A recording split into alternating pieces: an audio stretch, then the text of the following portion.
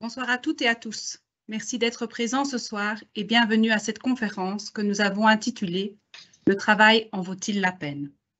Comme vous le savez sans doute, depuis plusieurs années, la Mutualité chrétienne accorde une grande importance à la santé mentale. Ce soir, nous avons décidé de poursuivre notre intention de cibler plus particulièrement le bien-être au travail. Poursuivre car l'an dernier, nous avions déjà proposé un webinaire en collaboration avec la clinique du travail de Libramont à Kénis sur le thème « Comment privilégier un climat serein pour éviter l'épuisement ». Au travers de ces webinaires, nous voulons sensibiliser aux facteurs de risque pouvant mener au stress au travail et rendre également la personne actrice de son bien-être. D'ici peu, nous vous proposerons aussi différentes activités en lien avec cette thématique. Pour cette thématique, nous accueillons aujourd'hui le docteur Pierre Firquet. Oui, bonsoir, bonsoir à tous. Le docteur Firquet est médecin systémicien et clinicien du travail. Il est chargé de cours émérite à la faculté de médecine de l'Université de Liège. Il est directeur du CITES à la clinique du travail La Licorne, Isocèle à Liège. Il fait partie également d'une équipe pluridisciplinaire. Ensemble, ils proposent une approche clinique centrée sur l'ensemble des symptômes ainsi qu'une analyse des organisations du travail. Leur objectif est de construire avec la personne en difficulté des pistes de réflexion et d'action afin de retrouver un bien-être au travail. Ce soir, le docteur Firquet a accepté l'invitation de la Mutualité chrétienne pour aborder notre préoccupation du bien-être au travail. Est-ce une nouvelle préoccupation? Nos parents ou grands-parents s'en souciaient-ils? Ils clamaient haut et fort, le travail, c'est la santé. Qu'en est-il aujourd'hui? Qu'en sera-t-il pour nos jeunes? Pourquoi le travail devient-il parfois source de souffrance? Est-ce moi qui suis plus faible que d'autres? Est-ce une responsabilité à partager avec mon employeur, mon manager? En tant qu'indépendant, ai-je la possibilité de faire des choix? Quel équilibre trouver? Quelle place le travail occupe-t-il aujourd'hui dans nos représentations sociales? Mais surtout, que représente-t-il pour moi, pour nous? Comment ne pas s'enliser dans cette souffrance? À la longue de s'adapter, avons-nous encore l'énergie pour réagir? Suis-je en burn-out, en épuisement professionnel, en dépression? Est-ce une grosse fatigue? Qu'est-ce que cela change? Comment en suis-je arrivé là? Ces quelques questions non exhaustives vont être abordées par le docteur Firquet. Il évoquera aussi quelques pistes de prise en charge. Parfois, nous faisons des choses qui nous demandent un effort, et après coup, nous pouvons nous surprendre à dire « cela en valait la peine ». Un effort qui donne satisfaction, énergie, expérience. C'est dans ce même registre que nous avons choisi le titre de ce soir, « Le travail en vaut-il la peine ?» Une question lourde de sens, une réflexion globale qui va faire référence non seulement à nos valeurs, mais aussi aux changements importants de l'organisation dans laquelle nous travaillons. Avant de vous laisser en compagnie de Dr Firquet, je voulais vous informer de quelques petits détails pratiques.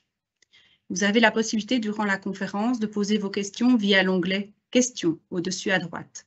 Nous reprendrons les questions les plus fréquemment posées à la fin de la conférence pour les poser au docteur. Il tentera d'y répondre. Nous y consacrerons environ 30 minutes. Comme nous sommes nombreux ce soir, merci de réserver cet onglet aux questions uniquement. Sachez qu'il est possible de mettre sur pause à tout moment et de reprendre un peu plus tard. Vous avez également la possibilité de reculer. Il y aura juste un décalage avec le direct. Vous recevrez dans la semaine un lien vers le replay de la conférence qui sera également disponible sur YouTube. Je termine également en vous informant qu'une évaluation de la soirée sera publiée à la fin de cette conférence via le chat. Nous vous invitons à la compléter pour que nous puissions améliorer nos pratiques et nous récolterons vos besoins vis-à-vis de la thématique bien-être au travail.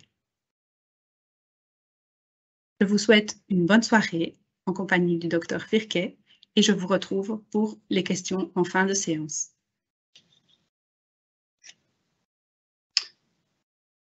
Voilà, merci beaucoup. Merci beaucoup pour cette présentation exhaustive qui me facilite à la fois la tâche, mais aussi qui anticipe un peu une série d'éléments que je voulais aborder, mais je trouve que c'est assez bien le reflet de la réflexion que j'avais envie de vous partager.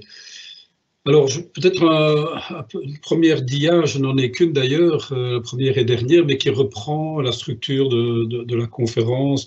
Il s'agit bien d'une conférence, c'est-à-dire que je prends la liberté de faire un exposé en suivant un fil rouge, en ne pouvant pas me permettre toute une série de détours et en m'obligeant à faire aussi quelques raccourcis.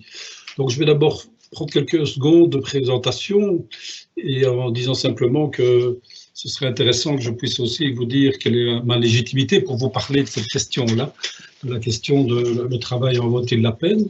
10 ans de pratique du club du travail, ça ne justifie rien, mais c'est quand même un point d'observation intéressant et qui me permet peut-être de partager certaines choses avec vous. Je me permettrai d'insister dans quelques secondes sur la notion de précaution. Il y aura des précautions à prendre parce que il y a dans ce genre de domaine des attentes multiples. Il y a un fond de ressentiment, hein, c'est un terme que j'aime beaucoup parce que on sent bien qu'on est dans une époque de ressentiment, un certain malaise ambiant. Et en même temps, je ne pourrais pas faire l'impasse par rapport à un optimisme qui n'est pas un optimisme béat, mais c'est parce que je suis toujours frappé de voir autour de moi que on parle plutôt des trains qui arrivent en retard et on ne parle pas de ceux qui arrivent à l'heure. Et donc, je pense qu'il y a toujours des trains qui arrivent à l'heure, bien entendu, excepté ceux qui sont en retard. Donc, je développerai cette idée-là. Alors, l'objectif de mon propos, c'est peut-être cette idée toute simple qui est de comprendre. Et que si on comprend, quel que soit d'ailleurs le contexte, si on comprend, on peut probablement mieux agir. Et j'ai rajouté en vert, j'ai rajouté là où je suis. Ça implique une notion que je développerai aussi, qui est la notion de responsabilité. On a entendu parler du mot d'acteur, hein, nous sommes acteurs et actrices de notre engagement professionnel ici en l'occurrence, et on n'a pas toutes les responsabilités, mais on en a. Donc comprendre et agir, ce sera l'objectif, c'est là où je suis, est-ce que je pourrais agir. Alors comprendre pourquoi le travail est une source de souffrance, et je me permettrai de développer la question illustrée, hein, une question illustrée qui sera ce que j'appelle la syndémie du burn-out. Je vous en reparlerai. Donc, ce n'est pas une pandémie, ce n'est pas une épidémie, c'est une syndémie, je vous expliquerai. Agir, c'est la notion de responsabilité. Et j'aime assez bien l'idée que le malade n'est pas toujours celui que l'on croit. J'insisterai très fort sur cette idée. Et je terminerai alors par une conclusion très, très succincte, mais qui reprendra cette idée de la peine. La peine au travail vaut la peine, hein, excepté si elle n'a pas de valeur. Alors, si elle n'a pas de valeur, ça peut être la peine au travail ou ça valait la peine. Mais quelle est la valeur de cette peine? Et je pense que c'est la clé de ce qu'on pourrait appeler la clinique du travail. Voilà, donc je pense qu'on peut passer peut-être, je n'ai plus de dia à vous proposer, donc je vais tout de suite rentrer dans cette idée de... j'ai intitulé ça « Le travail en vaut la peine ». Et en vaut-il la peine? J'ai mis un point d'interrogation à dessein, simplement parce que ça peut aussi être sans point d'interrogation. Ça devient alors « le travail vaut la peine ». Il y a quelque chose qui arrive là, c'est pas grave. Ça peut être sans point d'interrogation ou avec un point d'interrogation. Je trouve que c'est intéressant si après cet exposé, après cette conférence, on est avec cette conviction que ça valait la peine et que ça valait peut-être la peine, par exemple, d'assister à cette conférence, mais que le travail vale la peine, ça peut être intéressant. Vous aurez compris que dans le mot peine, il y a ce qu'on appelle une polysémie. C'est donc le même mot qui recouvre plusieurs sens. Alors, j'aurais envie de dire peut-être, avant de me présenter, que je suis assez frappé, notamment par le fait que cette conférence suscite un engouement, manifestement en termes de quantité. En tout cas, l'interaction sera pour après et sera naturellement succincte. Mais faut-il que ce sujet interpelle pour que le soir, en fin de journée, comme c'est souvent le soir, après la journée de travail, on se branche sur un écran pour entendre une voix venue d'ailleurs parler de ce sujet-là de façon en plus virtuelle. Donc voilà, je tente l'expérience avec vous. Je trouve que c'est un moment j'ai envie de dire, de citoyenneté, que de partager ensemble une réalité qui nous occupe à différents niveaux, j'imagine. Alors, très rapidement, ce qui m'autorise à parler, c'est cette expérience de 10 ans de clinicien du travail. Je suis médecin de formation, j'ai créé il y a une trentaine d'années au sein d'Isocel, qui est une intercommunale psychogériatrique à Liège, une grosse intercommunale psychogériatrique à Liège, dont les missions sont de cibler la santé mentale. On a créé il y a une trentaine d'années un service qui s'appelle le CITES. Je ne suis pas en train de faire de la publicité, c'est pour vous expliquer mon cheminement. Et dans ce contexte de CITES, on a pensé qu'il était intéressant de s'intéresser à la prévention en santé mentale en s'appuyant, en s'adossant sur la problématique du stress.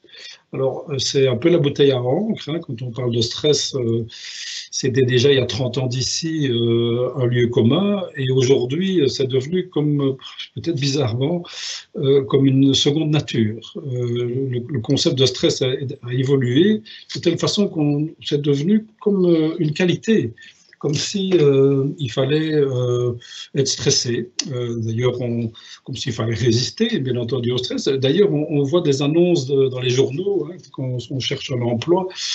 Il est indiqué est-ce que vous êtes résistant au stress, hein, ce qui est quand même un comble que de demander à quelqu'un d'avoir une compétence de résistance au stress. Si je vous parle de cela, c'est pas pour m'étendre sur le sujet, mais c'est pour vous dire que notre démarche dans le service, c'est une démarche de chercheurs, d'observateurs, de cliniciens, face à des problèmes qui sont des problèmes de société, le stress en est un, et la problématique de la souffrance en travail en est une autre. Et c'est une nouvelle donne qui, depuis 10 ans, nous occupe. Et nous pensons que nous devons avoir dans notre service, mais nous n'avons pas le monopole de quoi que ce soit, tous les professionnels de la santé doivent avoir un esprit critique par rapport à ces nouvelles souffrances, par rapport à ces patients qui viennent nous voir en consultation et nous dire tout leur malaise. C'est pas normal que le travail fasse souffrir et que ça nécessite de consulter pour dire qu'on n'en peut plus. Souvent d'ailleurs, on pourrait penser que c'est pour cela d'ailleurs qu'on a appelé ça clinique du travail, c'est parce qu'on va au chevet du malade, hein, c'est ça l'étymologie du mot clinique, et aller au chevet du malade, c'est quelque part ici le travail, puisqu'on n'a pas dit clinique du travailleur, on a dit clinique du travail. Donc, ça voudrait dire, en clair, que nous pensons que c'est le travail qui est malade et qu'il faut donc s'en soucier, mais j'y reviendrai. Donc, ce qui m'autorise à parler de ça, c'est cette clinique d'une dizaine d'années de pratique, avec toute une équipe, bien entendu, dans un accrochage, dans un ancrage universitaire, puisque nous faisons de la recherche et nous sommes associés depuis des années au service de psychologie du travail à Liège, le service d'Isabelle Ancet, et au service également de Thomas Périlleux, qui est sociologue à l'UCL. Nous pensons que la problématique aujourd'hui du travail demande une réflexion à la fois quelque part politique, dans le sens de poser des questions par rapport à une société qui engendre de nouvelles souffrances, mais aussi scientifique pour valider les démarches que nous faisons. Et nous pensons que le regard politique, scientifique, mais aussi systémique, et je dirais presque anthropologique, parce que ça pose les questions de l'homme face au travail, ce sont des questions intéressantes. Les propos que je vais tenir aujourd'hui, je vais aller à l'essentiel, sont des propos que je n'aurais pas tenus il y a 10 ans, peut-être même 5 ans. C'est préoccupant, et on s'en préoccupe puisqu'on voit aujourd'hui que beaucoup d'éléments, d'indicateurs, de feu clignotant s'amplifie devant une clinique qui ne fait que croître et embellir, si je peux utiliser cette expression-là, tant la problématique de la souffrance au travail s'étend comme une maladie, comme une épidémie, mais j'y reviendrai tout à l'heure. Alors, il est évident que c'est un peu la notion de précaution dont je parlais là, tout à l'heure. Je suis désolé naturellement de vous dire que mon propos risque de ne pas être exhaustif. Je vais faire des sauts et des raccourcis théoriques, et pour certains, je pourrais susciter d'être dérangé ou même peut-être de ressentir un certain heurt. Mais voilà, c'est le lot de ce genre d'exercice. Je suppose aussi que vous avez des attentes, et vous avez des attentes autant que vous êtes. Et donc, je ne serai pas capable, et je serai dans la possibilité de répondre à vos attentes, bien entendu, de par la définition de chacun que vous êtes et des attentes que vous avez définies. Non seulement vous avez des attentes différentes, mais vous avez des âges différents. Vous avez des expériences différentes. Et donc, pour certains, je risque d'enfoncer des portes ouvertes. Pour d'autres, je ne les convaincrai pas. D'autres sont déjà convaincus. Enfin voilà, ce que je voudrais surtout faire passer, c'est qu'au-delà de ce ressentiment dont j'ai parlé ici, c'est que je voudrais glisser le pied dans la porte et vous dire qu'il y a des trains qui arrivent à l'heure et que c'est de cela dont j'ai envie de parler, parce qu'il y a des choses qui bougent. Il y a des choses qui bougent beaucoup. Il y a énormément d'indicateurs dans le monde du travail qui bougent et qui font avancer les choses. Et dans les années qui viennent, mon propos sera, je l'espère, tout à fait désuet, voire obsolète, comme on dit fréquemment. Alors, voilà, je vais rentrer dans le vif du sujet. Je pense que l'idée de l'objectif que j'ai proposé, c'était de comprendre. Donc, je vais prendre un certain temps pour vous donner des éléments pour comprendre pourquoi est-ce que l'on souffre aujourd'hui au travail. C'est quoi cette idée qu'on consulte à un moment donné en disant qu'on n'en peut plus? Je dirais c'est un comble. Je ne sais pas si vous savez, mais vous le savez probablement que l'on parle maintenant de risque. Le risque de travailler, mais attendez, ce sont des risques qu'on appelle les psychosociaux. Donc, travailler, c'est prendre des risques. Alors, je pense que là, il y a une vraie question, certainement politique, mais je pense aussi anthropologique, dans le sens, c'est quoi se travailler aujourd'hui? C'est la question que je vais essayer de débattre, dont je vais essayer de débattre et de dépeindre les contours, plus parce que je pars de l'idée que si on comprend, ben, on peut mieux agir. Donc, je ne vous cache pas que j'insisterai assez fort sur cette idée de responsabilité. Alors, le mot est toujours sensible parce qu'il oui, peut être associé à quelque chose de l'ordre de la culpabilité, et ce n'est pas du tout ça. C'est que jusqu'à preuve du contraire, l'avenir dépend de nous, et je pense que c'est ce qu'on appelle aujourd'hui la durabilité. Hein, c'est qu'est-ce que nous allons dans le travail, par exemple, offrir à nos enfants comme cadre de travail. Ben, je pense que nous avons une responsabilité à ce niveau-là. Alors, quand je parle de comprendre, je vais vous expliquer pendant une dizaine de minutes, mais vraiment au pas de charge, peut-être même une quinzaine de minutes, et je me réjouis de discuter avec vous. Bien entendu, c'est un peu un exercice périlleux que d'avoir cette logorée qui peut vous submerger peut-être, mais c'est important qu'on respecte les règles du jeu qui sont imposées par le binaire. Alors, voilà, dans le fond, j'ai envie de commencer par ceci. C'est quoi le travail? C'est quoi le travail? C'est quoi travailler? Si je vous demandais une définition, hein, dans un idéal que l'on puisse interagir, chacun aurait bien entendu une définition, en tout cas une approche de définition par rapport au travail. Il y en a beaucoup. Mais celle que je vais vous proposer me paraît être la plus proche des préoccupations que nous avons aujourd'hui. Vous allez voir qu'il va y avoir tout un fil rouge qui va se dérouler, qui vous permettra de comprendre pourquoi ce que je dis aujourd'hui, ce que je vous dis sur le travail dans les secondes qui viennent. C'est Christophe Dejour, qui est psychanalyste et psychiatre, qui était directeur, professeur au CNAM, c'est l'école de travail à Paris, et qui a écrit, et je vous suggère sa lecture, parce que tout ce que je vais dire aujourd'hui en est inspiré, c'est une clinique du travail qu'il a construite, en posant la question justement du travail dans sa définition dans un premier temps. Alors le travail, je vais vous surprendre, le travail, c'est ce qui nous résiste. Vous allez comprendre tout de suite, pardon. Le travail, c'est ce qui nous résiste. C'est ce qui fait que ça nous demande un effort. C'est ce qui fait que l'on va devoir faire preuve de courage, peut-être parfois d'ingéniosité, qu'on va devoir s'y reprendre parce que ce qu'on a commencé tourne mal, ou pour un artisan, la pièce s'est cassée, ou pour un chercheur, il y a une panne de machine. Enfin voilà, c'est ce qui fait que le travail, c'est ce qui fait qu'à un moment donné, même si ça fait un peu souffrir, on doit se dépasser.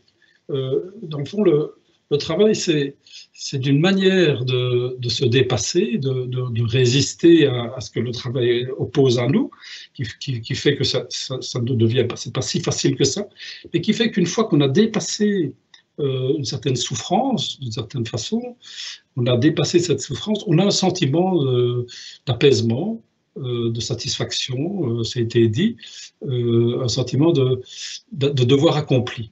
Alors, ce sont des drôles de phrases, hein, quand on dit souffrance, quand on dit devoir accompli, mais je ne suis pas dans une vision passéiste des choses ou moralisatrice, je ne suis pas du tout là-dedans.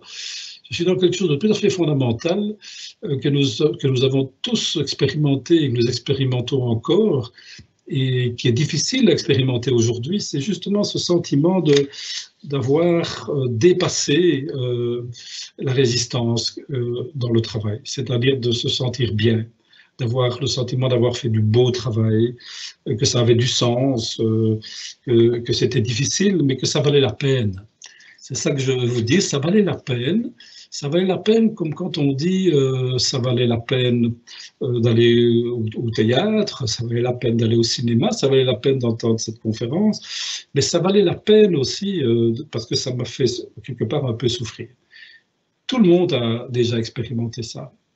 Si ce n'est pas une infirmière devant un patient qui peut être difficile parce qu'il ne s'exprime pas bien, ou devant un enseignant qui essaie de faire passer son savoir dans une classe qui est résistante ou qui est réticente. Ça peut être un artisan qui ne parvient pas à joindre deux pièces dans le modèle. Ça peut être un maçon qui ne trouve pas les bons outils pour monter son mur. Enfin, tout ça fait que le travail, c'est ce qui permet de s'accomplir. C'est donc quelque chose de l'ordre d'un supplément d'âme, si vous voulez, d'une valeur ajoutée.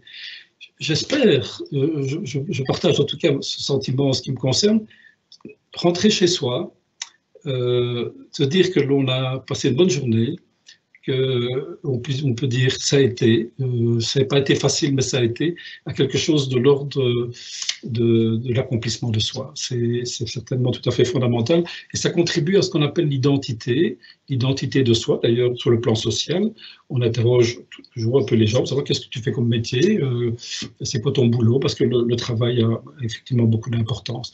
Et je pense bien entendu à ceux qui n'en ont pas, et qui amplifient encore ce que je suis en train de dire en termes d'existence dans la société dans laquelle on est. Donc, travailler, c'est un peu souffrir, c'est quelque part se dépasser. Alors, vous allez me dire, mais c'est bien beau quand on dit souffrance au travail, eh bien, c'est jusqu'à une certaine limite, bien entendu. Il faut-il encore que ça ait du sens? Faut-il encore que ça débouche sur quelque chose de l'ordre d'un supplément d'âme, d'un sentiment de sublimation, où on a pu finalement se dépasser? Eh bien, aujourd'hui, je pense que la question, par exemple, du burn-out, la question de la souffrance, elle se situe là.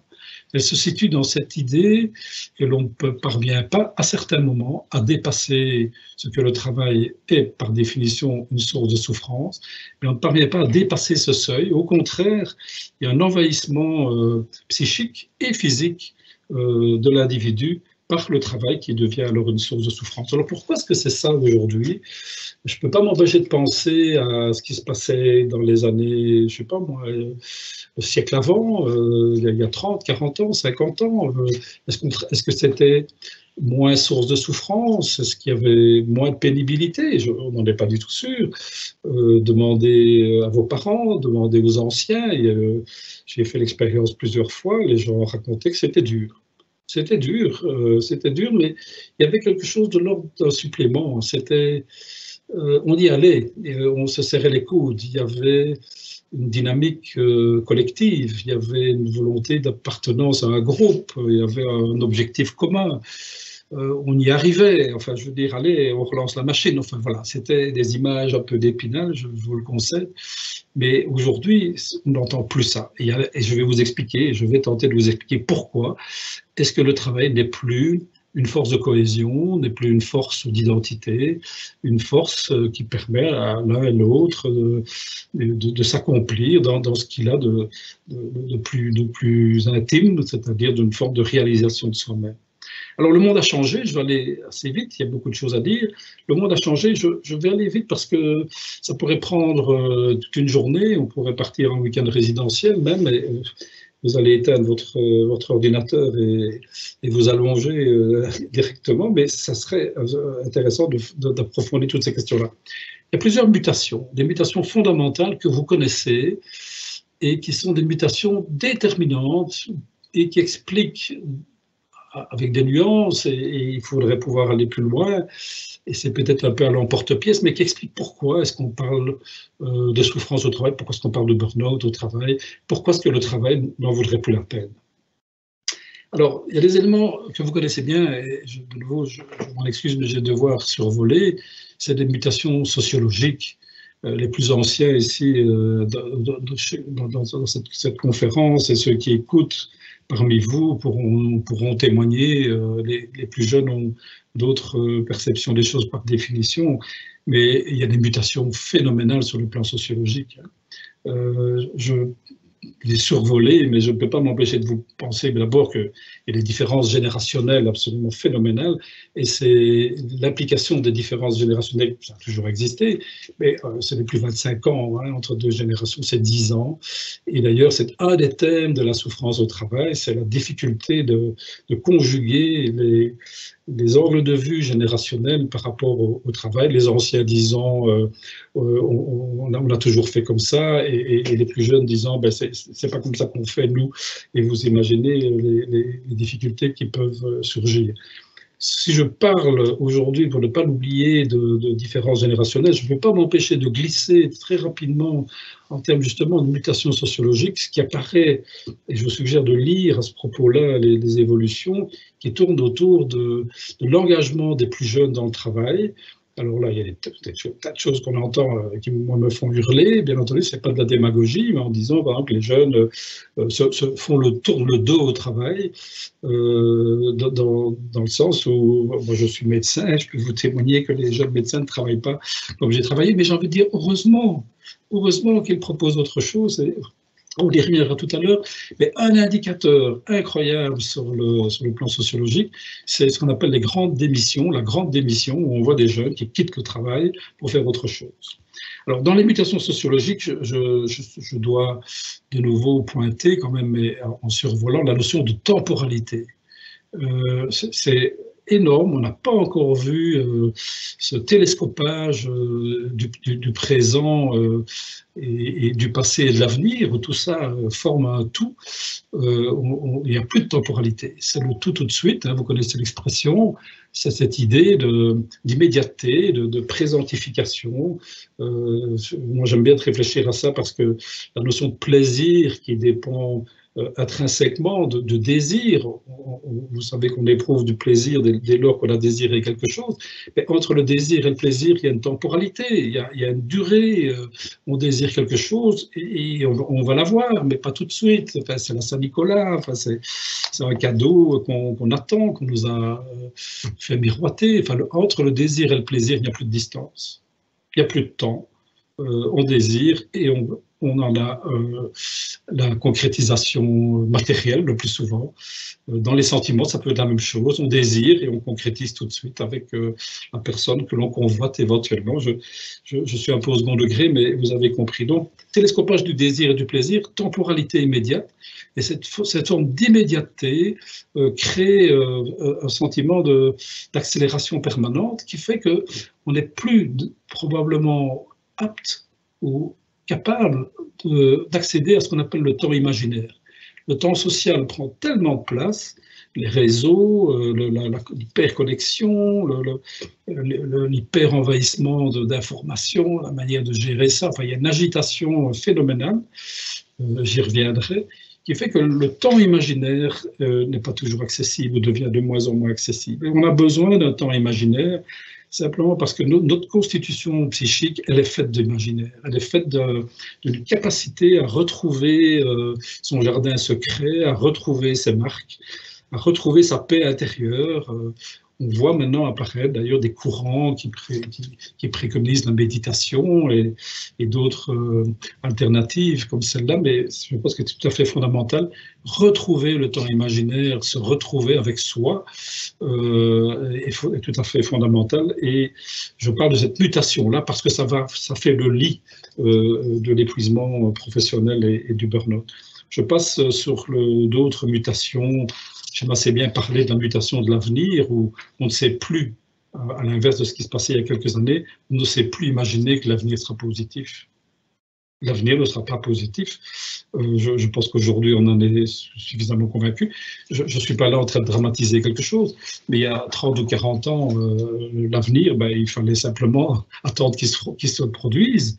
Il y avait des schémas, le schéma de la famille, le schéma de l'habitat, le schéma du travail, il y avait la centralité du travail, on commençait dans une entreprise, et puis on montait les échelons, enfin, il y avait quelque chose de l'ordre de l'acquisition, aussi de la maison, enfin, des enfants, tout ça, tous ces repères sociologiques se sont dilués. Je ne suis pas en train de dire que ce n'est pas bien, je ne suis pas en train de dire ça, je dis que c'est une donne qui pourrait expliquer les mutations dont je viens de parler dans un monde qui a changé, mais qui fait que le monde du travail a changé aussi. Mutation technologique, sociologique, technologique. Alors là, je vous encourage, il y a des gens qui écrivent bien là-dessus.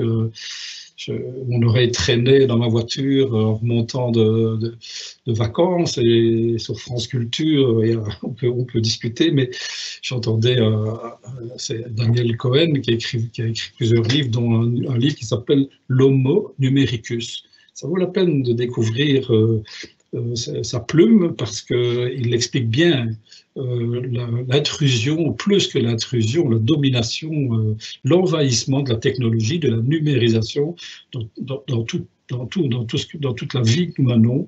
Il y a une interface ou une interface binaire qui est la numérisation de tous nos actes. On peut en parler pendant des heures. Tous les exemples vont dans le même sens. On est devant une numérisation qui rend les choses sans limite. Et c'est sans limite, c'est incommensurable. Il n'y a plus de limite, par exemple, dans le champ du travail, parce que c'est ça le problème, naturellement, puisque maintenant il y a le télétravail. Donc le temps du travail est mélangé au temps privé. Enfin, il n'y a plus de place pour le temps imaginaire dont je parlais. Et tout est accessible et tout devient possible. Et il y a quelque chose que j'aime assez bien, qui me vient à l'esprit en vous parlant, c'est qu'on en arrive même à utiliser des concepts qui sont tout à fait surprenants et qui deviennent d'un banal accompli. C'est la notion de réalité virtuelle. Donc le numérique a rendu la réalité virtuelle. Donc c'est ce qu'on appelle un oxymore.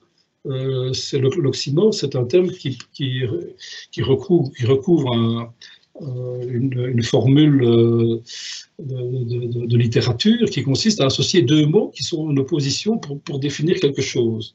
Alors, la réalité virtuelle, ça permet d'exprimer ce qui n'est pas concevable et qui est absurde.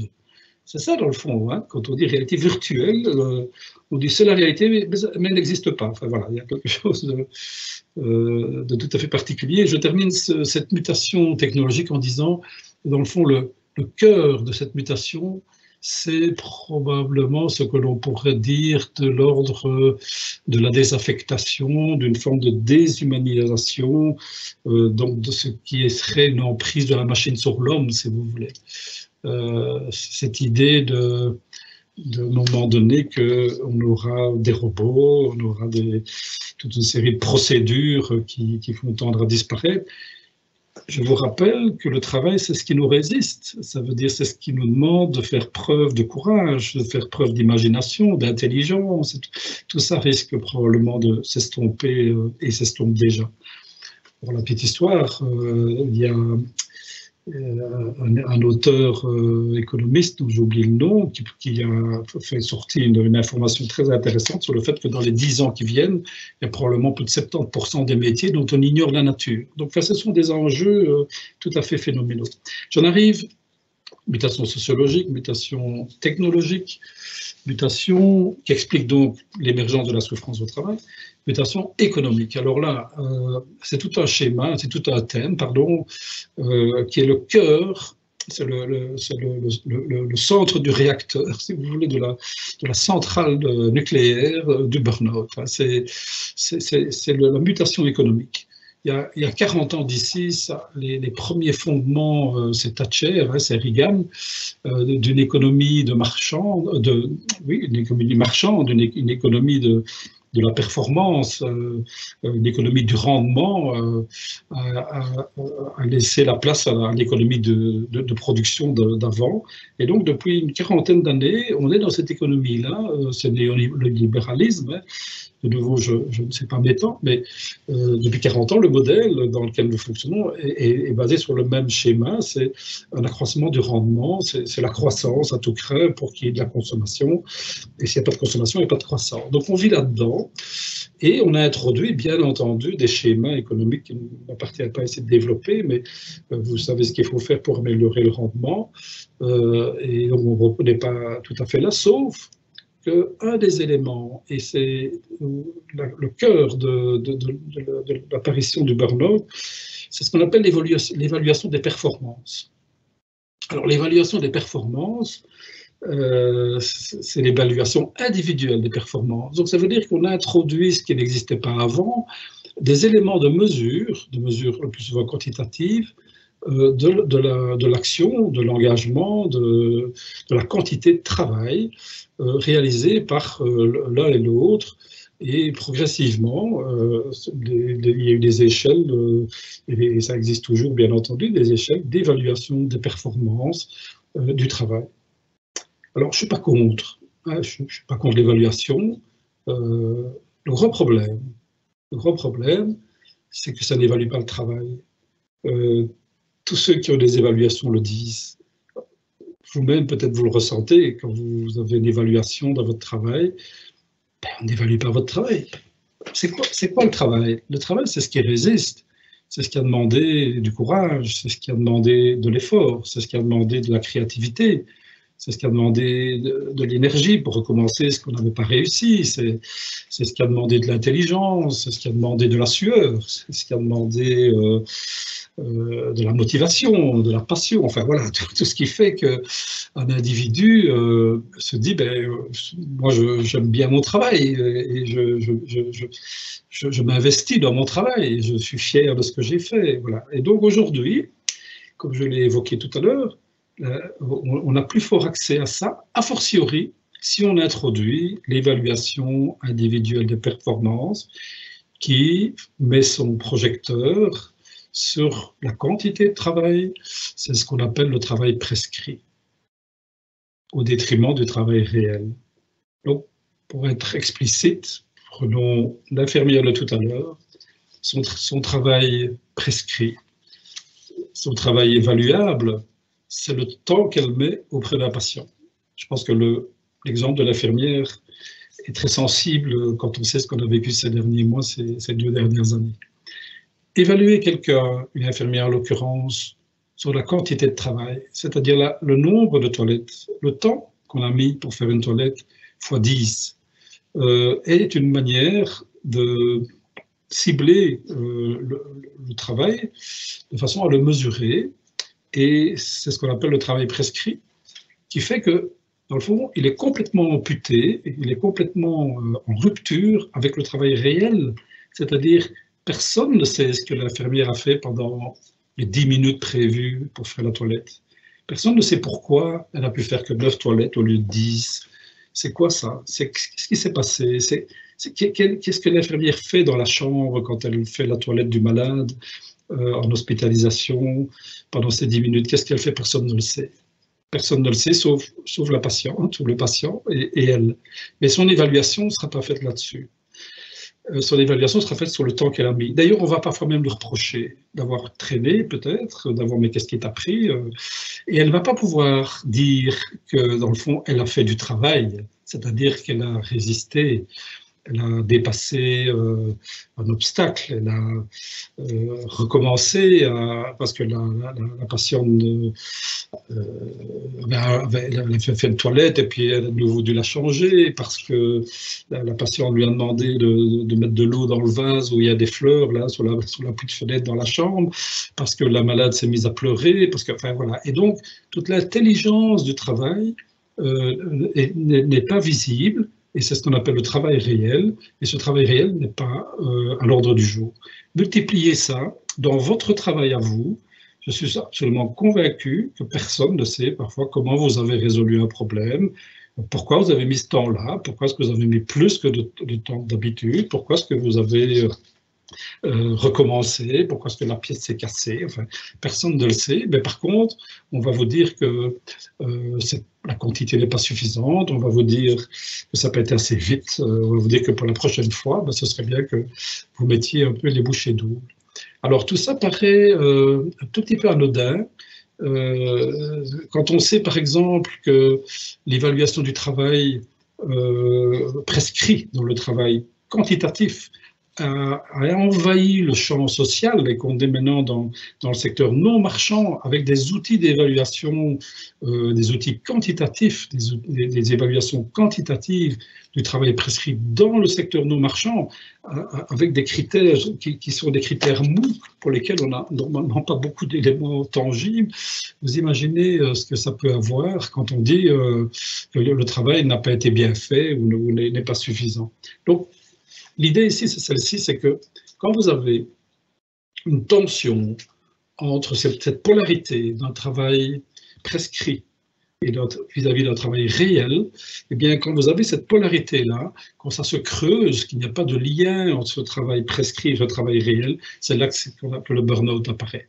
Retenez simplement ça, c'est que le burn-out, la souffrance au travail, elle apparaît, elle émerge aujourd'hui de ce manque de reconnaissance du travail réel. Je ne peux pas m'empêcher, parce que le temps pourra manquer, j'y reviendrai j'espère dans les questions, si on est responsable d'équipe, si on est manager, si on a une responsabilité de gestion, valoriser le travail réel est tout à fait fondamental. Un jour, quelqu'un m'a dit, je ne dis jamais que c'est bien fait. Je ne dis jamais que c'est bien fait. Je suis un chef d'équipe et je lui demandais, en retenant mon étonnement, voire ma crispation, je lui ai demandé de m'expliquer. Elle m'a dit, mais je ne dis jamais que c'est bien fait parce que ça doit être bien fait. Vous reconnaîtrez le côté incongru de cette réflexion, mais je n'en veux à personne ici, et en tout cas pas à la personne qui m'a fait passer ce témoignage, parce que c'est comme ça qu'on lui a demandé de fonctionner. On lui a demandé, dans des logiques organisationnelles pures et dures, basées entre autres sur le rendement, on lui a probablement demandé de ne pas dire c'est bien ton travail. Ça ne mange pas de pain. Ça ne mange pas de pain que de dire merci, de dire c'est bien, ça valait la peine, je trouve que c'est beau ce que tu as fait, c'est du beau travail. Voilà. Les mutations sociologiques, économiques, technologiques, je pense que tout ça fait le lit d'une certaine souffrance au travail et du burn-out, et je vais essayer de vous en parler quelques minutes parce que le temps avance. J'entends aujourd'hui, nous entendons dans l'équipe des discours qui sont tout à fait pathétiques quand on parle de travail. Les personnes que nous voyons en consultation, je dirais, ce sont les moins malades, si vous voulez. Ce sont ceux qui ont le courage de venir dire qu'elles ne comprennent pas ce qui leur arrive. Ça, c'est une phrase que nous entendons tout le temps. Je ne me reconnais plus, ce n'est pas moi, je ne sais pas ce qui m'arrive, je n'en peux plus, je n'en veux plus, alors que j'aime mon travail. Il y en a parfois qui m'a dit, moi j'ai mal à mon travail, quand je vois que ce qui devient, ça me fait mal. Et des gens qui disent, il est impossible de bien travailler. Alors, ce petit florilège de phrases comme ça, de verbatim, que vous avez déjà entendues, peut-être que vous avez dites vous-même, hein, ces phrases, sont tout à fait déterminantes quand on aborde la problématique de la souffrance au travail sous l'angle de la peine. Clairement, il y a de la peine au travail et ces phrases-là sont tout à fait fondamentales. Deux mots en vitesse, mais quand je dis en vitesse, je l'ai déjà dit plusieurs fois, mais on pourra en reparler si vous voulez, mais c'est très important que je vous dise, mais dans le fond, c'est vrai, c'est quoi le burn-out dans le fond? Et je vais probablement tordre le cou à certains canards, mais je nécessiterai de longs débats. Il y a des phrases que je ne peux plus entendre, par respect pour ceux qui font un burn-out. On ne se met pas en burn-out, c'est pas vrai. On l'entend parfois, hein, il s'est mis en burn-out. On entend des phrases aussi, j'ai fait un burn-out la semaine dernière, hein, on entend des phrases comme ça, hein, c'est tout à fait étonnant, bien entendu. Alors, je n'en veux à personne quand je dis ça, je pense qu'il y a beaucoup de souffrance. Les gens qui disent ça, ils ne sont pas bien, naturellement. Je ne suis pas en train de dire qu'il y aurait l'apanage de certaines souffrances et que d'autres auraient et certains pas. Mais faire un burn-out la semaine dernière, ou j'ai fait 3 burn-out l'année dernière, enfin je veux dire, il y a quelque chose d'incongru quand on sait ce que c'est. Je vais aller à l'essentiel. C'est une vision très monolithique. Il y a des nuances, il y a des déclinaisons, il y a beaucoup de choses qui n'en sont pas. Ce mot est utilisé aujourd'hui, je dirais, de façon très, très opportuniste, probablement plus cosmétique, hein, plus sexy, je ne sais pas comment dire, avec cette idée dans le fond, que la dépression est probablement plus difficile à porter. Le burn-out, ce n'est pas une dépression, je vous l'expliquerai. Mais c'est vrai que clairement, on est devant une entité qui mérite d'être bien ciblée. Et je répète, il y a des déclinaisons, il y a des nuances. Ne soyez pas heurtés si je tiens des propos qui s'éloignent de ce que vous vivez. Et je ne suis pas du tout ici dans une logique de jugement ou de définition, comme s'il y avait des personnes qui ont des priorités pour avoir le diagnostic et d'autres pas. Première chose, c'est en lien avec le travail. Ça, il faut bien le c'est en lien direct avec le travail. Ça existe. C'est un travail qui s'est transformé. C'est clair que ce sont des personnes qui vivent quelque chose de l'ordre de l'intérieur. On dit d'ailleurs que le burn-out, c'est se consumer, hein, se consumer de l'intérieur. Et c'est quelque chose de l'ordre d'un tableau polymorphe, hein. Il y a des notions d'épuisement, des épuisements physiques. Le burn-out commence par la problématique du corps. C'est le corps qui fait mal. C'est le corps qui ouvre la scène, c'est le corps qui donne le tempo, et pendant des mois, c'est pas des années, c'est le corps qui paye. Et c'est des gens qui vous disent qu'ils ont mal dans le dos, ils ont mal dans les épaules, ils ont mal dans les articulations, tout est lourd, le sommeil n'est pas réparateur, enfin, c'est essentiellement physique. Le travail passe par le corps, on n'a pas de mots pour dire ça, j'ai mal à mon corps. Il y a progressivement un épuisement physique, c'est des insomnies, le réveil à 3 h du matin, etc. L'épuisement cognitif, c'est absolument fabuleux, fascinant d'être devant des personnes qui perdent les capacités d'accès à leur cognition, c'est-à-dire à leur expérience, à leur connaissance, et qui perdent la mobilisation des ressources qu'ils ont acquises dans le travail et qui ont une panne. Et c'est des gens qui vous disent, mais je l'ai entendu des dizaines de fois, qui vous disent, je suis devant mon ordinateur, je ne parviens plus à écrire. Ce n'est pas banal. C'est pas une idée, c'est neurobiologique, c'est constitutif d'un processus organique. Moi, je rassure toujours les gens en leur disant, ça revient, ne vous inquiétez pas, ça revient. C'est tout à fait réversible, vous n'y avez pas accès maintenant, mais je vous demande de me faire confiance, ça revient. Et épuisement physique, cognitif, émotionnel. Et là, on voit alors le tableau multifacette des émotions qui débordent, qui envahissent sous forme de la colère, des pleurs. C'est essentiellement une vulnérabilité émotionnelle, une variabilité émotionnelle, une émotionnelle tout à fait fluctuante, qui n'est plus contenue et qui envahit tout le champ. Nous sommes bien dans le métier, c'est professionnel. Et j'aime bien dire que ça apparaît chez quelqu'un qui est normal. Il n'y a souvent pratiquement jamais d'antériorité, si vous voulez. Et cette personne, qui a généralement beaucoup de qualités, j'y reviendrai, elle a eu l'occasion d'être exposée à des stress chroniques qui sont eux-mêmes liés à des organisations de travail et les organisations de travail dans certaines institutions. Il y a des entreprises aujourd'hui qui ont des modes opératoires, des modes de gestion, des modes de production qui sont plus préjudiciables pour la santé. Et je n'ai pas de difficulté pour dire qu'il y a parfois des violences organisationnelles au travail qui font qu'il y a des statistiques de burn-out beaucoup plus qu'ailleurs, de par des modes opératoires dans la manière dont l'entreprise est organisée. Et je ne peux pas développer ça, mais je suis bien entendu en train de dénoncer ça. Donc, l'idée qui ressort de tout ça, et c'est pour ça que c'est assez dramatique, parce que les gens qui consultent, ils sont en train d'exprimer quelque chose qui est de l'ordre de la perte d'un idéal. C'est donc pas banal de faire un burn-out. C'est cette idée de ne plus être en phase avec son idéal, de ne plus être en phase avec le travail réel, celui que je fais avec mon cœur, avec mon intelligence, avec mon expérience, avec ma passion, ma motivation, et auquel j'ai plus accès. Eh bien, cet idéal fait qu'on est dans l'impossibilité d'être en phase avec ses valeurs. Et on voit apparaître ce qu'on appelle de la souffrance éthique, c'est-à-dire je suis arrivé à un stade où je m'assieds sur mes valeurs, où je continue. Si je m'assieds sur mes valeurs, je pleure, et je me résigne, et je baisse les armes, et je rentre dans le rang, et si je résiste, je vais commencer à m'épuiser. Donc, c'est ce qui fait que le burn-out, ce serait cette idée d'un idéal qui devient inaccessible, j'ai envie de dire comme tous les idéaux, il y a une part d'inaccessibilité à l'idéal.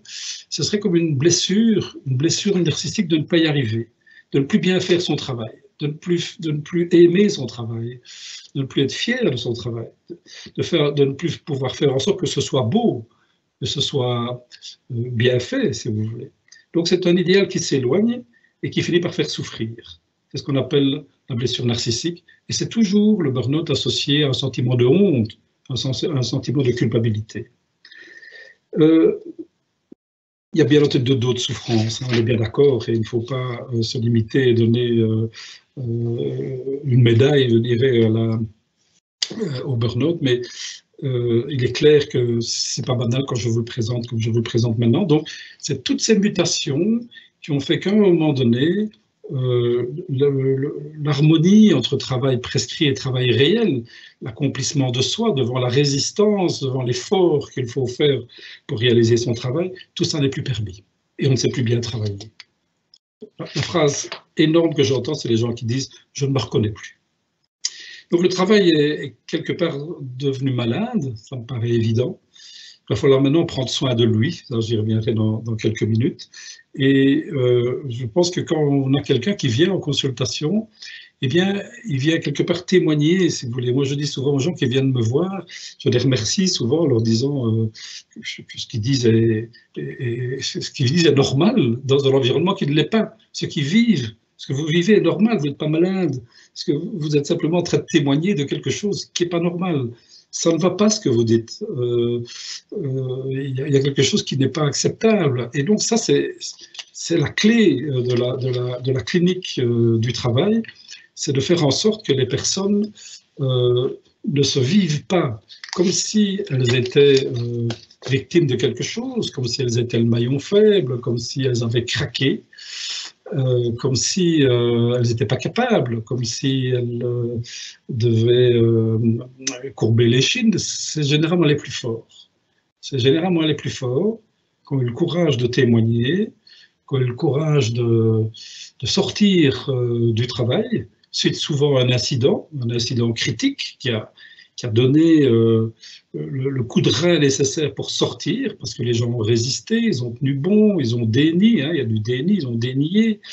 Et donc, ce sont des personnes qui, dans le fond, sont soulagées de pouvoir, quand elles s'entendent dire que ce qu'elles vivent est normal et qu'elles sont normales, qu'elles ne sont pas malades et qu'il ne s'agit pas de médicaliser, qu'il ne s'agit pas de psychologiser, il s'agit de, pendant 1 mois, 2 mois, 3 mois, 4 mois, de leur donner la possibilité de se retrouver. C'est ce qu'on appelle une phase subjective, c'est de se retrouver par rapport à ce qui a été perdu. C'est-à-dire le sens de la vie, le sens des choses, le sens des valeurs. Et j'ai tendance à protéger quelque part les individus qui sont dans cette phase-là. Pas du tout en les médicalisant, pas du tout en les psychologisant. Il ne s'agit pas de les rendre plus forts et plus résistants, comme s'ils étaient faibles, comme s'ils avaient craqué. Ils ont simplement témoigné d'une impossibilité de continuer à travailler dans un contexte qui ne le permettait plus. Donc il faut leur permettre de dire, dans le fond, que le burn-out, c'est une occasion. C'était une occasion à saisir. Et je pense que j'ai déjà entendu ça quelquefois, les gens qui me disaient le burn-out, ça valait la peine. Mais oui, ça valait la peine que je fasse un burn-out parce que ça m'a permis de revoir beaucoup de choses. Ça m'a permis de revoir ma responsabilité, bien entendu, dans ce burn-out. Je n'ai pas malheureusement le temps de m'y investir. Je dis simplement que le travail de la clinique du travail, c'est de reconnaître cette phase systémique, cette phase subjective, de reconnaître à la personne le droit qu'elle a de prendre du temps pour faire un retour sur image, si vous voulez, sur l'image qu'elle a d'elle, pour recréer un sentiment d'exister. Mais pas dans le sens d'utiliser ça pour repartir au front et s'équiper mieux pour résister à ce qui est insupportable. Il y a une phase systémique et une phase de ressources, je n'ai pas le temps de les développer. La phase systémique est fondamentale dans la mesure où quand les gens sont capables à un moment donné de parler du travail, il faut parfois 3-4 mois, ils commencent à en parler et là on peut essayer de comprendre pourquoi un système organisationnel a fait émerger à un moment donné des situations dont un des membres du système a souffert. Pourquoi est-ce que certains font un burn-out et d'autres pas? Et j'insiste très très fort là-dessus, c'est la clinique du travail, c'est une manière de décentrer l'individu et d'ouvrir la focale à un contexte plus large et de faire en sorte qu'il ne soit plus sous les feux des projecteurs. Le problème, ce n'est pas celui qui fait le burn-out. Ça, il faut quand même bien se mettre dans la tête quand on voit beaucoup de choses. Aujourd'hui, je ne suis pas en train de donner des leçons, mais le problème, ce n'est pas celui qui vient consulter. Il a une responsabilité, il en prend conscience à un moment donné, ses qualités sont peut-être devenues des défauts, à force de vouloir toujours bien faire, mais qu'on ne vienne pas m'embêter avec cette idée de perfectionnisme, etc. Bien travailler est une belle qualité. Et quand vous avez des environnements de travail qui exploitent ces qualités-là, et que la personne s'y adosse, s'y engage, à ce moment-là, vous avez perdu, bien entendu, du sens dans le travail. Donc, tout le travail de la clinique du travail, c'est de faire en sorte que les personnes sortent de la position de victime dans laquelle ils pourraient se sentir pour arriver à ne pas non plus désigner un bourreau, comme si elles avaient, dans une vision très, très manichéenne et très, très linéaire, comme si elles avaient, elles, subi les affres d'un bourreau. Donc, voilà. Je termine tout doucement, je vous demande de me laisser encore 4-5 minutes, oui 5 minutes, parce que je voudrais terminer mon exposé. Il s'agit bien d'une conférence. Je suis parti de Le travail en vaut-il de la peine. Je suis parti d'une expérience de 10 ans de clinique où on voit des personnes qui viennent dire des choses avec la phrase la plus classique, c'est les gens qui disent qu'ils ne se reconnaissent pas.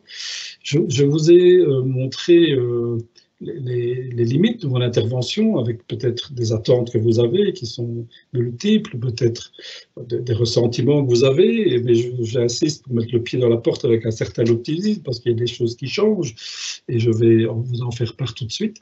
Il me semble qu'en prenant du temps pour vous expliquer comment on peut comprendre l'émergence de la souffrance au travail avec les mutations dont je vous ai parlé, Je vous ai parlé de l'éclatement entre prescrit et réel, de la négation du travail réel et je dirais même du rejet du travail réel et de l'individu dans ce qu'il a de généreux dans son travail qui n'est même pas évalué.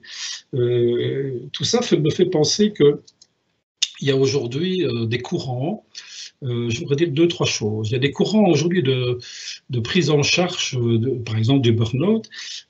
Et je vais être tout à fait volontairement provocateur, mais ça mériterait d'être développé. On voit des courants aujourd'hui qui préconisent des schémas qui tournent autour du développement personnel, de façon à ce qu'on puisse vivre mieux sa vie, et qui introduit des notions très subtiles en termes de jamais fini, si vous voulez. Et dans le monde du travail, le développement personnel est tout à fait investi. On prône des valeurs d'épanouissement personnel, on parle même de bonheur au travail, hein, on parle de cocoon au travail, hein, d'être heureux au travail. On préconise aussi toute une série d'emplâtres, hein, comme des tables de ping-pong ou des jeux de kicker, pour nous faire croire dans le fond que si on est bien au travail, on pourra bien travailler. Ce qu'il y a, c'est que la question du travail n'est jamais remise en question. Donc, je vous demande de réfléchir à cette idée que c'est bien beau de mettre le projecteur sur l'individu.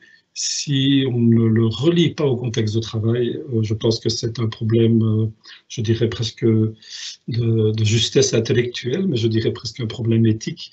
Vivre bien, oui, mais proposer du développement personnel pour vivre mieux, je pense que c'est une aberration.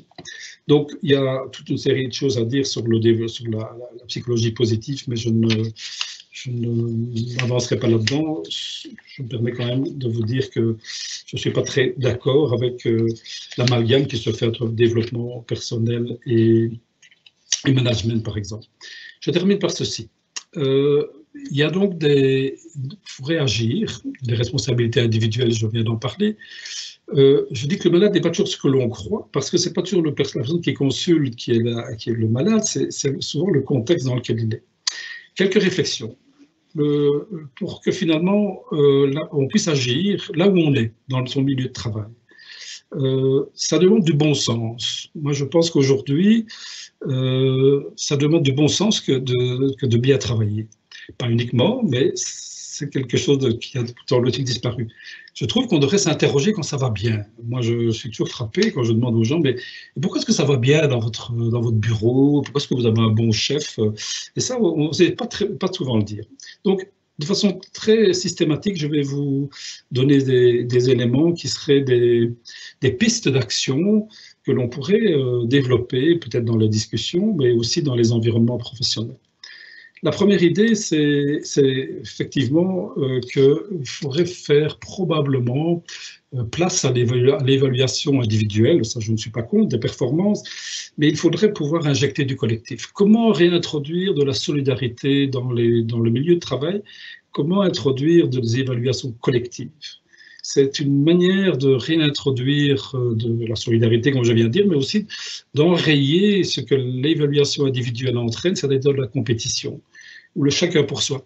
C'est une phrase que j'entends toutes les semaines, pratiquement toutes les semaines, où les gens me disent, vous savez, au travail, c'est chacun pour soi. C'est l'évaluation individuelle qui entraîne ça. Le tout est plus que la somme des parties. Donc, comment introduire du collectif? Deuxième idée, qui serait donc la valorisation du travail réel dans l'association de l'évaluation collective du travail, c'est donc valoriser le travail réel. La deuxième idée, et je vais assez vite pour que on puisse poser des questions, c'est l'idée du management. Alors, je crois très fort à cette voie d'entrée du management de proximité. C'est quoi un bon manager? Comment l'aider? Comment choisir un manager? Comment le former? Et j'insiste sur comment l'aider. C'est quoi un bon manager? On ne l'a pas toujours formé, et vous avez peut-être des managers qui n'ont pas été formés à être manager. Il faut aider votre manager, et moi j'aime bien dire qu'un bon manager, c'est quelqu'un qui est juste, c'est quelqu'un qui est équitable, c'est quelqu'un qui connaît son métier, mais ce n'est pas toujours le cas. c'est quelqu'un qui fait autorité. C'est quelqu'un qui n'a pas besoin de pouvoir, dans le fond, de son autorité, de ce qu'il dégage comme autorité, comme respect, si vous voulez. Ça suffit, il n'a pas besoin d'exercer le pouvoir. L'inverse est terrible. C'est donc quelque part un modèle. Et donc, le deuxième élément pour agir au niveau de l'organisation du travail, c'est le management de proximité qui fait déjà énormément de choses. Il y a énormément de choses qui bougent, mais il y a encore des éléments péjoratifs. La troisième chose, c'est des espaces qu'on appelle des esprits, des espaces délibératifs. Vous savez qu'au travail, on ne parle plus. Combien de fois est-ce qu'il y a des gens qui me disent ben on ne se voit pas, on ne parle pas. C'est la numérisation, c'est la digitalisation, c'est le télétravail, on ne parle pas. Alors je ne suis pas pour dire qu'il faut parler pour parler, encore que perdre un peu de temps, c'est parfois utile, mais c'est pour parler du travail réel. C'est mettre ensemble des gens, pas pour dire qu'ils ont été assez vite, pas assez vite, qu'ils ont fait 10 toilettes, qu'ils ont fait 5 pièces de machine, pas pour ça, pour dire comment ils ont fait. Comment est-ce qu'ils ont créé le travail qu'ils font du beau travail et s'intéresser, c'est ce qu'on appelle les espaces délibératifs, s'intéresser au beau travail, au travail qui est bien fait, centré sur le travail réel. Beaucoup de gens n'ont jamais accès, on ne leur demande jamais ce qu'ils ont fait. Quatrièmement, prendre sa part de responsabilité, mais pas à n'importe quel prix, bien entendu. Donc, on a une responsabilité là où on se trouve. Cinquièmement, ne pas mélanger personne et fonction. Ce n'est pas la même chose. On ne vient pas au travail avec sa personne, bien entendu, on ne la laisse pas au vestiaire. On a des émotions, on a une personnalité. Mais souvent, aujourd'hui, on mélange, on rend confus la fonction et la personne.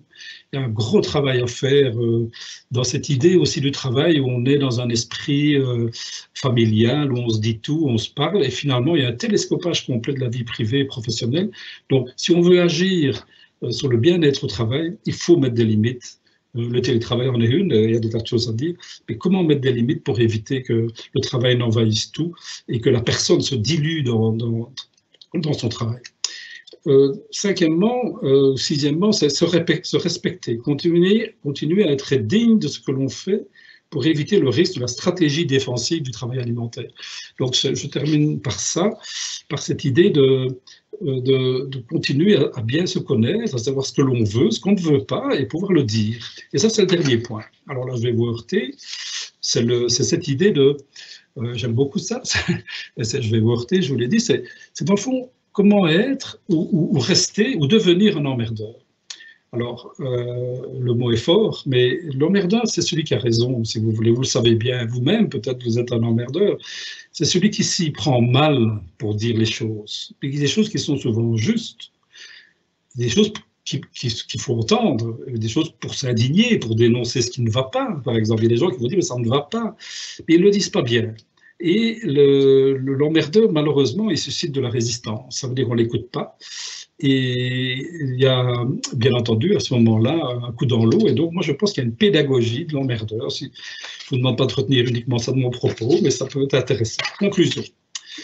La peine au travail vaut la peine, excepté celle qui n'a plus de valeur. Donc, je crois que c'est ça l'idée, dans le sens de qu'est-ce que ça vaut, qu'est-ce que mon travail vaut.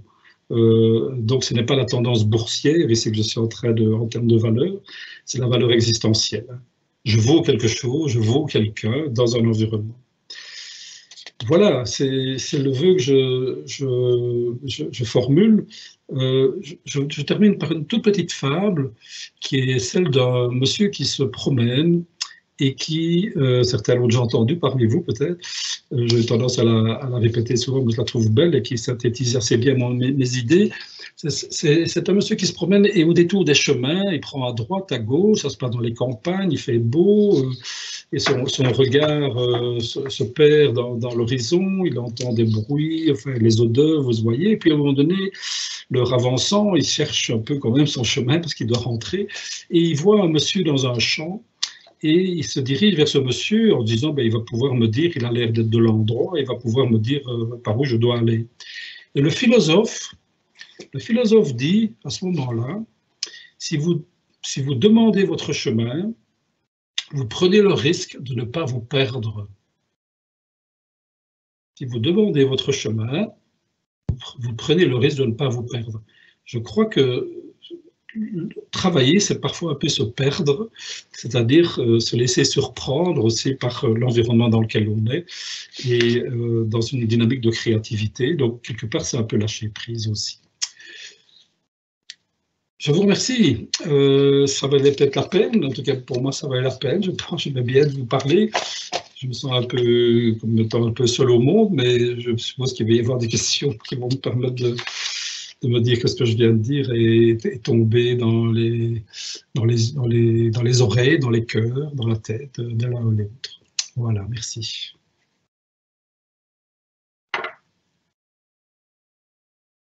Voilà, vous n'êtes pas seul, docteur Firquet. On est bien là également avec vous. Oui, je m'en doute. Voilà. Nous avons donc essayé de serrer un petit peu les questions et d'essayer de rester le plus fidèle possible, en tout cas, à ce que les personnes veulent faire transparaître au travers de leurs questions. En fait, au niveau de tout ce qui est burn-out, dépression, est arrivé également ici dans le chat la notion de burn-out. Est-ce que vous pouvez donner aussi une petite info sur cette définition? Oui. Oui. C'est-à-dire qu'on introduit aujourd'hui des notions qui permettent de désigner des contextes professionnels. Et celui-ci est particulièrement subtil parce que ça touche à l'ennui. C'est l'ennui, c'est-à-dire par manque de travail. Et on voit des organisations de travail. Bon, il y a l'ennui qui est lié à parce qu'il n'y a pas de travail, parce que les clients ne suivent pas, enfin voilà, il y a des problèmes structurels, mais les organisations de travail qui utilisent ce genre de stratégie qui est celle de l'ennui. Il y a des gens qui, après 1 heure, ont fini leur travail de la journée. Ils sont tristes, c'est très violent, hein, c'est violent. Et donc il y a des personnes qui viennent consulter en disant « je n'en peux plus ». C'est pas moi, je ne demande qu'une chose, c'est continuer, c'est faire part de mes qualités, de mon expérience, et on ne l'utilise pas. C'est donc une sous-utilisation des ressources. Qui fait toujours référence au sens que la personne donne dans son travail, en fait. Et voilà, et ça revient bien entendu à ça. Alors, loin de moi de penser qu'il y a des plans machiavéliques à ce point-là, mais j'ai déjà entendu, il y a des gens qui partent du travail, hein, vous savez, il y a des réorganisations de travail qui utilisent des stratégies comme celle-là, c'est clair. Une autre question également, donc certaines personnes témoignent comme quoi elles sont en arrêt depuis un certain temps, qu'elles sont coachées, qu'elles vont consulter, qu'elles font des activités, mais qu'elles ne se sentent toujours pas prêtes à reprendre le travail. Que pourriez-vous leur dire ? Alors là, merci pour la question, hein, pour tous ceux qui posent cette question-là, parce qu'elle est dramatique, hein, ça exprime bien ce sentiment de grande solitude. Hein, et d'ailleurs, on se demande, mais est-ce que ça va s'arranger? Est-ce que je retrouverai un jour pied dans le travail? Est-ce que, enfin, voilà, il y a une vraie question dans la notion de temps. Alors, j'ai escamoté ça dans mon exposé, je n'ai pas pu en parler. C'est tout ce qui touche à la prévention tertiaire, c'est toute la problématique de la reprise au travail et de l'accueil lors de la reprise au travail. Alors, qu'est-ce qu'il faut savoir? Nous avons découvert, nous, ces dernières années, en 10 ans de clinique, avec tous les collègues du service, on n'est pas les seuls, naturellement, qu'il y a une temporalité, il y a un temps. Alors moi, j'aime bien le dire que ce temps-là, il est proportionnel au temps qui a été mis pour tomber en burn-out, pour avoir un burn-out, pour arrêter de travailler. C'est proportionnel. Alors, quel est le rapport? Je n'en sais rien, mais ça prend parfois des mois, ça prend des années avant de lever la main et de dire qu'on n'en peut plus.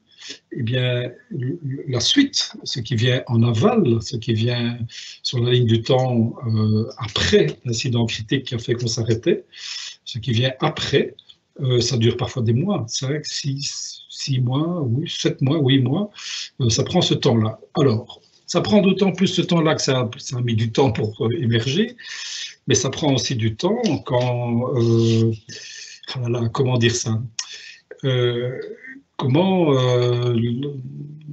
la solitude s'est installée progressivement et qu'on a un sentiment de ne plus exister et que, par exemple, l'entreprise ne se manifeste plus ou qu'on ne sait pas manifester auprès de l'entreprise parce que c'est bilatéral. Et progressivement, on s'éloigne, on finit par ne rien que d'y penser, tout revient. Enfin, il y a une espèce comme ça, une espèce d'hyper-émotivité, une espèce d'émotion, comme si le burn-out avait été un traumatisme, si vous voulez. Il y a une espèce de résurgence de la souffrance dès lors qu'on évoque le travail.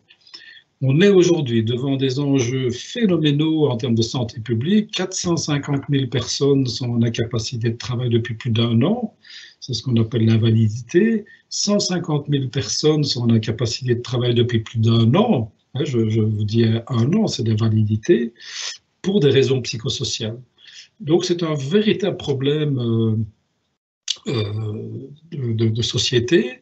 Et aujourd'hui, les enjeux font que si on considère que le travail est source de souffrance au travail, il y a des questions à se poser. Les entreprises commencent à s'en poser. On sent bien que la pièce tombe. Il y a toute une série d'initiatives où les entreprises proposent des alternatives au travail. Et donc, l'idée de la durée, c'est en fonction de ce que l'entreprise et la personne vont pouvoir partager ensemble dès lors qu'elles vont faire la démarche d'aller l'une vers l'autre. Comment créer ça? Comment créer, alors que parfois il y a des ressentiments, il y a des sentiments d'avoir été jeté, d'avoir été, il y a eu de la violence, etc. Comment recréer une dynamique de rapprochement? Je pense que tout ça doit se réfléchir.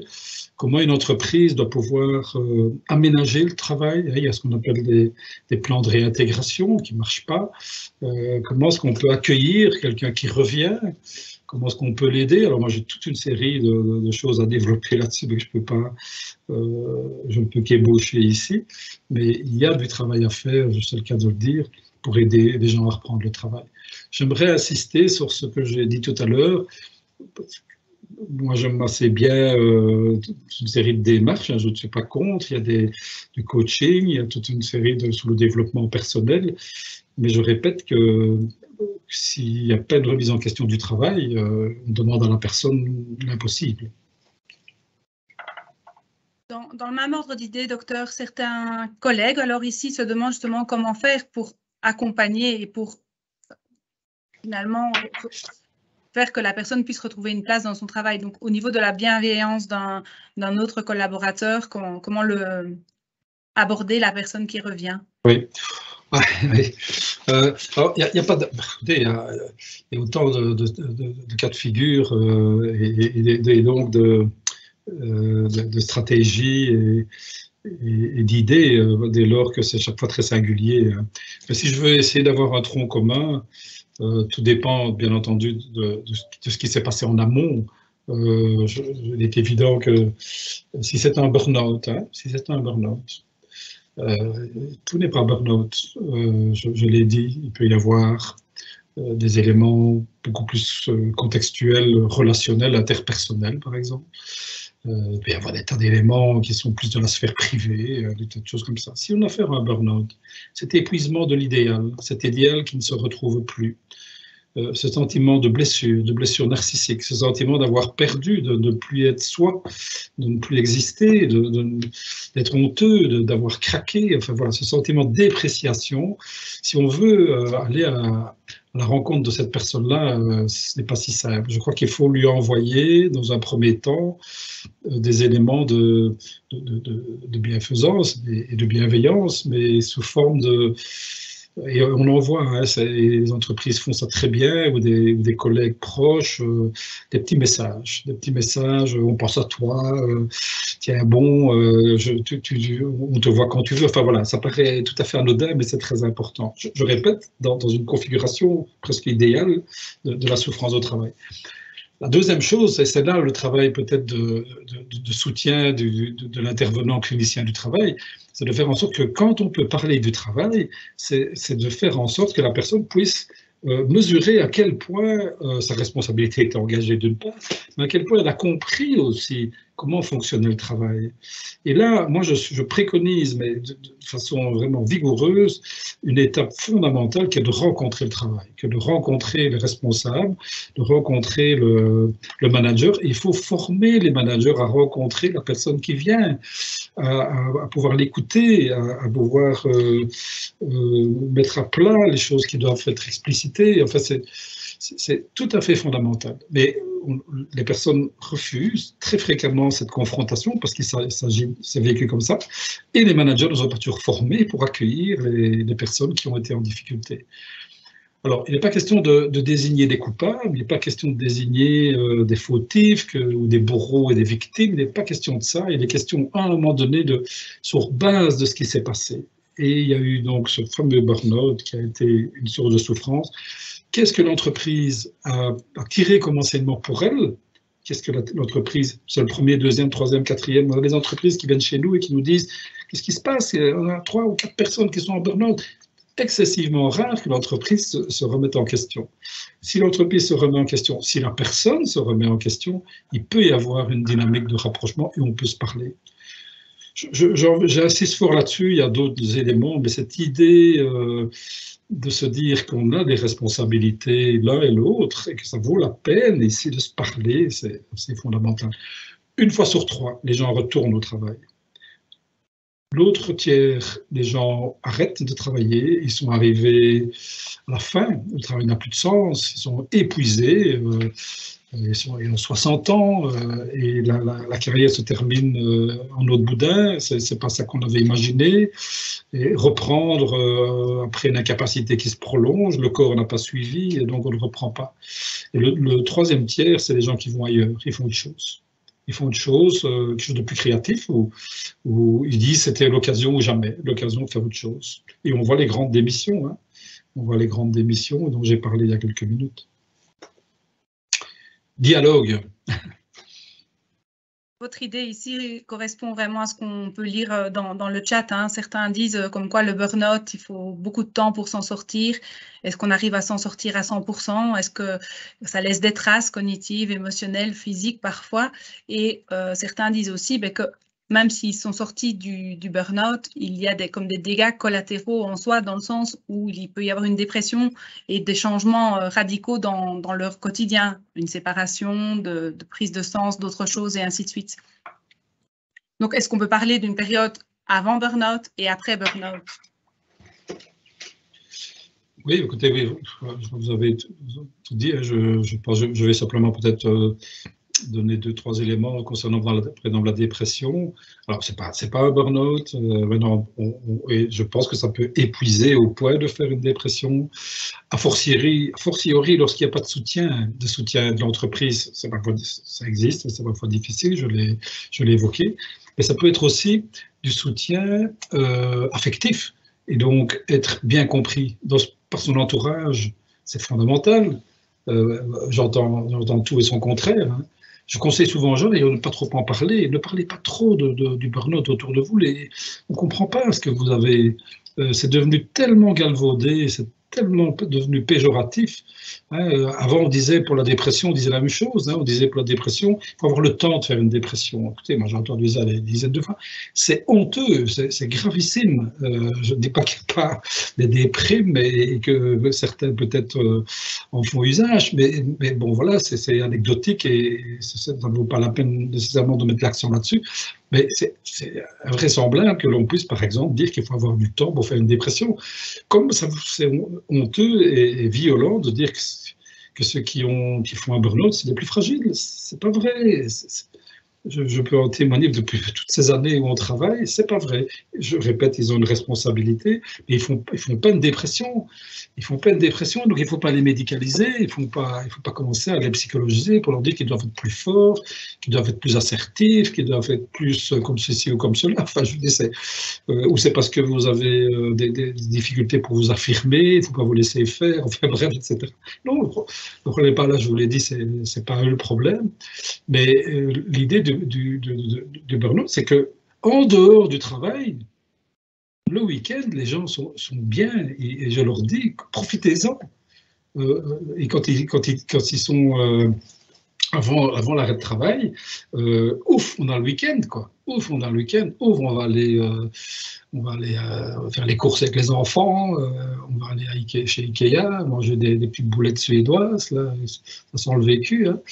Où on va aller, enfin, on a compris, faire les autres choses plus intéressantes. Mais donc, les gens ne sont pas déprimés. Au contraire, ils vont jouer au ballon dans le jardin. Mais le dimanche soir, ils pleurent. Hein.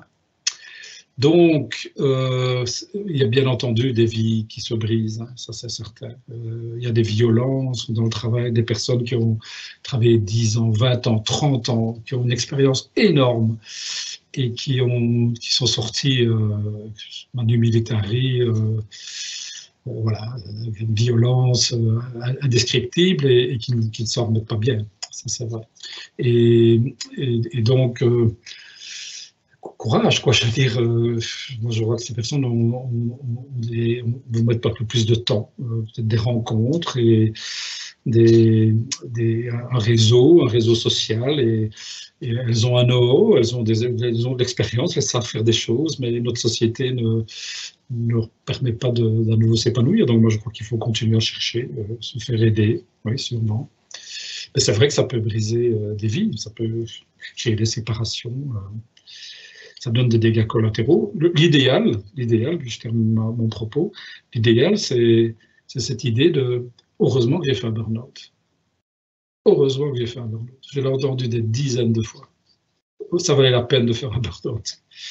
Je ris, mais c'est parce que c'est un rire de bienveillance, parce que c'est les gens qui sont heureux et qui se disent « mais qu'est-ce qui m'a pris d'attendre si longtemps, de résister si longtemps ». Et les gens qui se retrouvent eux-mêmes, si vous voulez, qui retrouvent leurs valeurs, qui retrouvent qui ils sont, qui retrouvent des dons, ou qui font émerger des dons qu'ils avaient, puis qui ne savaient pas qu'ils les avaient. C'est magnifique. Hein. Donc, moi, je fais des consultations comme ça. Je ne fais pas des consultations pour faire retourner les gens au travail. C'est bien entendu parce que je crois que reprendre le travail, ça peut être thérapeutique. Hein. Sérieusement, quand on sait que ça donne une valeur ajoutée à sa vie, reprendre le travail, c'est thérapeutique, mais pas à n'importe quel prix. Et ça peut faire peur, hein, comme remonter sur un vélo, ben, on a peur de tomber. On pourrait refaire une rechute. Je n'y crois pas trop. Mais des personnes qui retrouvent un certain épanouissement d'eux-mêmes dans le travail, et qui disent « heureusement que j'ai fait un burn-out », ça existe. Hein. Bien entendu. Voilà. C'est finalement une bonne nouvelle de l'entendre aussi et de se dire que c'est se sortir du burn-out, de pouvoir dire des choses comme ça et de tirer une conclusion positive également. Il me reste une dernière question, docteur, si vous voulez bien. Donc, ici, on nous pose la question, quels moyens peut-on mettre en place au quotidien pour faire face à ces mutations, donc les mutations dont vous avez parlé, à ces systèmes organisationnels anxiogènes dans le quotidien pour ne pas se sentir immergé ou submergé et de pouvoir continuer à avancer?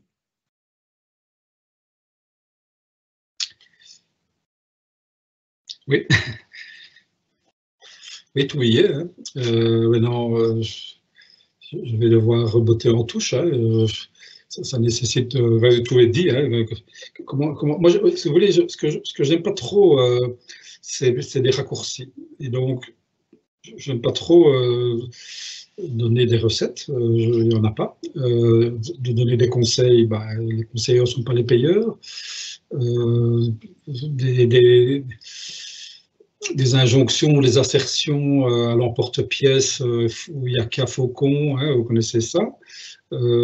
Cette idée d'être plus fort, de mieux se connaître, d'être plus à la hauteur, de vivre mieux, enfin toutes ces notions liées à la psychologie positive qu'il faut reconnaître comme étant une valeur ajoutée, certainement, mais qui dans ces débordements crée un paradoxe énorme, hein, c'est de tirer vers le haut des personnes qui ne doivent pas aller si haut, si vous voulez, ou pour lesquelles ce n'est pas nécessaire de faire cela. Et cette idée de développement personnel fait pire que bien à certains moments. Je pense qu'il y a une question d'éthique, j'en ai parlé. Par contre, je crois très fort à la manière de s'entourer, la manière de créer des liens, du lien social, créer des associations, retisser des liens sociaux, retisser la vie associative, réinventer des façons d'être ensemble. Et je trouve que votre question me permet de rebondir sur l'optimisme dont je parlais tout à l'heure, qui était de dire, dans le fond, s'il y a de quoi s'inquiéter, il y a de quoi aussi se réjouir, tellement les champs sont ouverts vers de nouvelles choses. Et je pense que les plus jeunes, 25-30 ans, je ne suis pas dans la démagogie, sont en train de nous donner des tas d'éléments sur le niveau de la socialisation, sur le niveau sociologique, sur la gestion du temps, sur la balance privée-professionnelle, sur un certain équilibre et un certain épanouissement de la vie affective, enfin, sur le développement du corps. Enfin voilà, on commence à voir une certaine forme de résistance collective d'une génération qui va prendre notre place. Et donc, j'ai parlé tout à l'heure de la responsabilité que nous avons de créer je dirais une politique de travail, des nouvelles entreprises qui préconisent ce qu'on appelle la durabilité. Hein. Vous connaissez ça, de créer ce qu'on appelle un climat de travail. Donc on parle beaucoup de travail.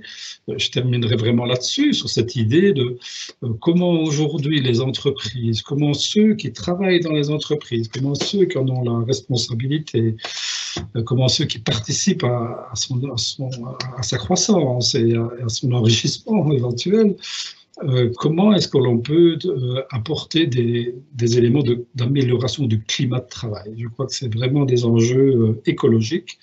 Et donc, les mutations en question, qui sont des mutations qui définissent ce qu'on appelle une transition, c'est-à-dire c'est une transition qui permet de passer d'un état à un autre.